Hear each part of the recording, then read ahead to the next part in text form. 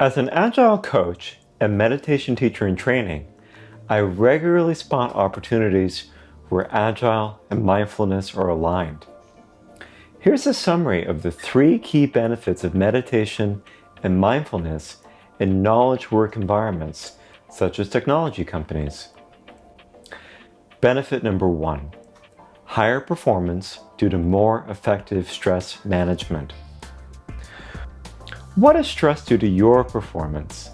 Let's suppose we drew a chart with your performance on the y-axis and the amount of stress you're under on the x-axis.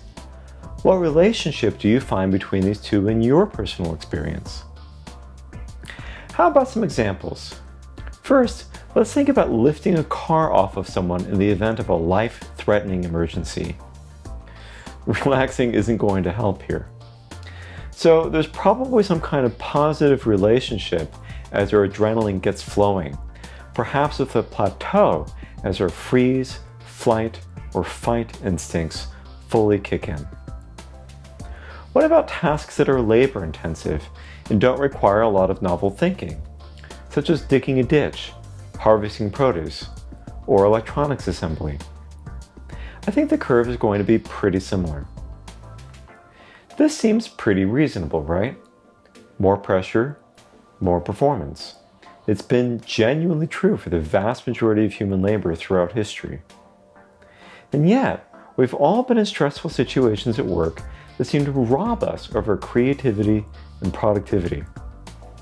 What's going on?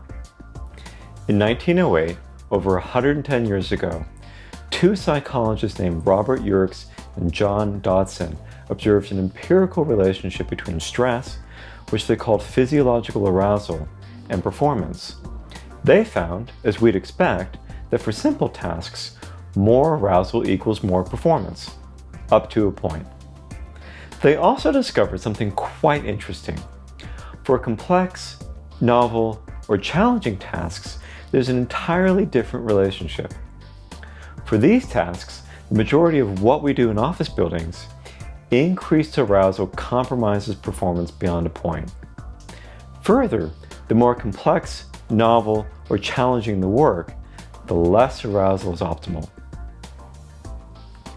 Extreme levels of arousal can acutely activate our amygdala, which produces a reptilian freeze, fight, or flight response that not only harms our productivity, but can also lead us to act in ways that harm our relationships and careers. Therefore, I think the yerkes-dodson law tells us 2 things. First, it's perfectly reasonable that many leaders associate increased physiological arousal, stress, anxiety, even panic with greater performance. This approach is perfectly suited to the simple tasks that to this day make up a majority of human labor, and our dominant management philosophy simply hasn't caught up to what's optimal for a new kind of work. It may even well be that our leadership has internalized this so deeply that they cannot see any other alternative. Second, it tells us that if we want to maximize performance in knowledge work environments, we're going to need to find that sweet spot between lethargy and stress. If you've ever experienced flow, you've experienced this sweet spot. You're totally alert, but also totally relaxed. In fact, skilled meditators have known this for a very long time. They walk a very thin line between dullness that saps some of their mental clarity and agitation that makes seeing our minds clearly difficult. For those doing the work, meditation is a powerful means for reducing stress once it has arisen. I think this is one of the major reasons why mindfulness is becoming so popular in knowledge work environments. But meditation can take us further if we practice an effective technique diligently. Long term, meditation will reduce and even eliminate the conditioning that gives rise to anxiety or panic, thus assuring stronger performance. Ultimately, the only truly durable solution is improving our leadership approach. Meditation is a crucial tool for leaders who are willing to embark on the challenging, lifelong quest of psychosocial development. It can give our leaders the extra awareness they need to observe this relationship for themselves, just as Yerkes and Dodson did over a century ago. Leaders will also benefit from the reduction in anxiety-provoking conditioning, which may make them less likely to create anxiety for their teams. Benefit number 2, an optimal balance of attention and awareness is required to listen well. You may be familiar with the 3 levels of listening. Internal listening. I'm listening to you, but I'm mostly thinking what I'm going to say next and paying attention to what's going on internally in me. Focused listening. I'm listening to you with 100% of my attention, not only hearing your words, but also fully attuned to your nonverbal communication and emotions. Global listening. Similar to level 2, but with a profound awareness of the full context in which the conversation takes place. Unfortunately, it is difficult for many of us to listen at either level 2 or 3, regardless of how much we intend to do so. Our strong, egoic sense of self keeps bringing us back to our internal inner universe. As my teacher, Dr. John Yates, describes in his book, The Mind Illuminated, our minds operate with both attention, similar to focused vision, and awareness, similar to peripheral vision, simultaneously. Our society overemphasizes attention at the expense of awareness. It is as if we have a powerful spotlight, but its illumination is too narrow for us to know that it's pointed in the wrong direction. Here's an example of how this might work. Let's suppose I sit across from you, and I'm intending to listen to you carefully. All of my attention is focused on you, but that's all I've got. That attention is so narrow that I cannot see that my attention on you has been eclipsed by an intruding thought. A correct and disciplined practice rapidly develops strong introspective and extrospective awareness, bringing attention and awareness in balance. We can become aware of these intruding thoughts as they threaten to hijack our attention. Rather than suddenly find myself mired in my thoughts when I intend to listen to you fully, I can see that they are arising in the corners of my psyche and intentionally reinforce my intention on you. In a matter of only months, or a few years at most, we can develop a continual awareness of where our attention is placed.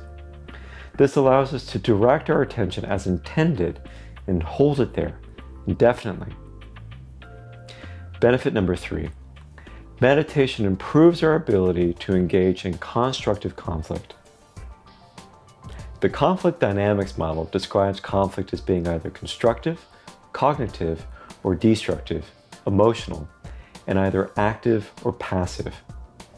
For instance, constructive active conflict might entail seeking to understand everyone's perspective or expressing your emotions thoughtfully. Constructive passive might be taking more time to reflect on our response before taking it or reasonably adapting our plans. Destructive passive would be hiding our thoughts and emotions when they'd be useful to the conversation or avoiding it entirely.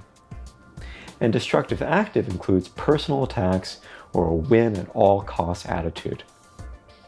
Our ability to remain in constructive, cognitive conflict with others relies predominantly on our ability to emotionally self-regulate. A wide and growing body of research provides strong evidence that a regular meditation practice dramatically improves our ability to manage our emotions. For example, a 2013 study shows that just 8 weeks of meditation reduces the size of the amygdala, the brain's freeze, flight, or fight center, and increases the thickness of the prefrontal cortex, involved in self-regulation, awareness, decision-making, and concentration. Thus, meditation prevents us from winding up in a freeze, flight, or fight, or amygdala hijack mode when we are in conflict with others by improving our ability to manage our strong emotions whenever they arise. Better yet, an effective, diligent meditation practice can bring us deep into our psyches and diffuse the ticking time bombs of our conditioning due to past traumas, etc. Many of us have learned destructive, active, and passive approaches to conflict during traumatic upbringings or other events. This isn't something we should be ashamed of. It's not our fault, but it is our responsibility. For instance, acting out is an expected and reasonable reaction for a young child in the midst of familial crisis. There's a little part of our mind that saw that response was effective and remembered it for seemingly similar events in the future. Those events, such as a fight with our spouse or disagreeing with a peer or manager, can activate the same response, but now it's no longer appropriate. The practice of meditation can bring us face to face with these parts of our minds and allow us to develop them into new, more constructive reactions to conflict. So these are the 3 key benefits of meditation in knowledge work environments, such as technology companies: more effective stress management, better focus and listening, and the ability to engage in more constructive conflict. Have you found others? Please let me know, and thanks for watching.